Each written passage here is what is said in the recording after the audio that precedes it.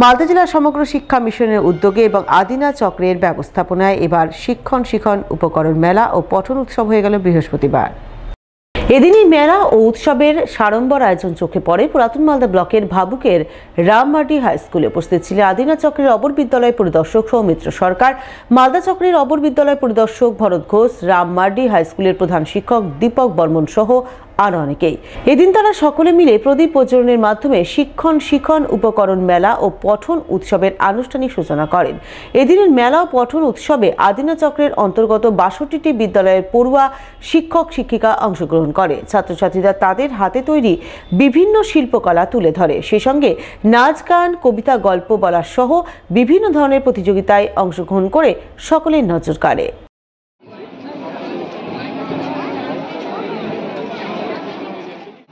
আমাদের আদিনা চক্র সম্পদ কেন্দ্রে শিক্ষণ উপকরণ মেলা ও পঠন উৎসব অনুষ্ঠিত হচ্ছে। এখানে অংশগ্রহণ করেছে এই চক্রের ৬২টি প্রাথমিক বিদ্যালয়ের ছাত্রছাত্রী এবং শিক্ষক শিক্ষিকারা। সমস্ত উচ্চ বিদ্যালয়গুলি আছে ১৪টি, সেই সমস্ত বিদ্যালয়ের ছাত্রছাত্রী ও শিক্ষক শিক্ষিকাদের দ্বারা যে টিএলএম প্রস্তুত হয় সেই টিএলএমগুলো দেখানো হচ্ছে এবং বাচ্চাদের দ্বারা যে বিভিন্ন হাতের কাজগুলো হয় সেগুলো প্রদর্শিত হচ্ছে। সেভ ড্রাইভ সেভ লাইভ কর্মসূচির অধীনে রয়েছে চোখের আলো প্রকল্প। আর এই প্রকল্পের অধীনে বৃহস্পতিবার এক free eye check up camp হয়ে গেল মালদার কালিয়াচকে। মালদা জেলা পুলিশের উদ্যোগ এবং কালিয়াচক থানার ব্যবস্থাপনায় এদিন free eye check up camp অর্থাৎ বিনামূল্যে চক্ষু পরীক্ষার শিবিরের আয়োজন করা হয় কালিয়াচক চৌরঙ্গি মোড়ে।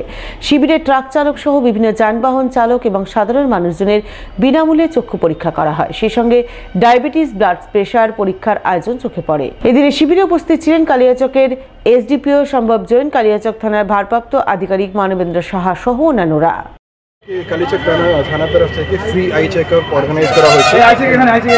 এখানে মোটামুটি অ্যারাউন্ড আমি টার্গেট করছি 500 আই চেকআপ আমি করতে পারবো বিকাল 3টা পর্যন্ত। তারপর এখানে একটা লিস্ট করা হচ্ছে যারা নিডি আছে ক্যাটারাক্ট সার্জারির জন্য তাদেরকে ফ্রি ক্যাটারাক্ট সার্জারি প্রোভাইড করা হবে। আর যারা নিডি আছে স্পেকটিকলস জন্য অ্যারাউন্ড আমি টার্গেট করছি কি 50 ক্যাটারাক্ট আর 100 আই স্পেকটিকলস আমি প্রোভাইড করতে পারবো। And we will try to provide free medicines.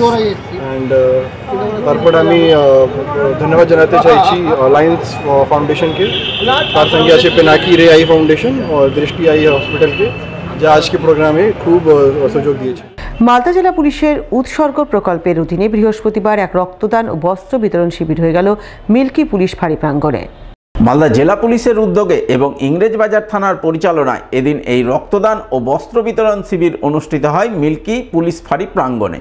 শিবিরে উপস্থিত ছিলেন বিধায়ক আব্দুর রহিম বক্সি, সাবিত্রী মিত্র, জেলা পরিষদের সভাধিপতি লিপিকা বর্মন ঘোষ, ডিএসপি হেডকোয়ার্টার প্রশান্ত দেবনাথ, ইংরেজবাজার থানার আইসি আশিস দাস, মিল্কি ফাঁড়ির আধিকারিক মনিরুল ইসলাম সহ আরও অনেকেই।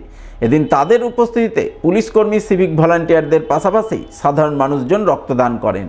রক্তদানের পাশাপাশি পুলিশের পক্ষ থেকে দুস্থ অসহায় মানুষজনের মধ্যে শীতবস্ত্র, কম্বল বিতরণের ছবি নজরে আসে।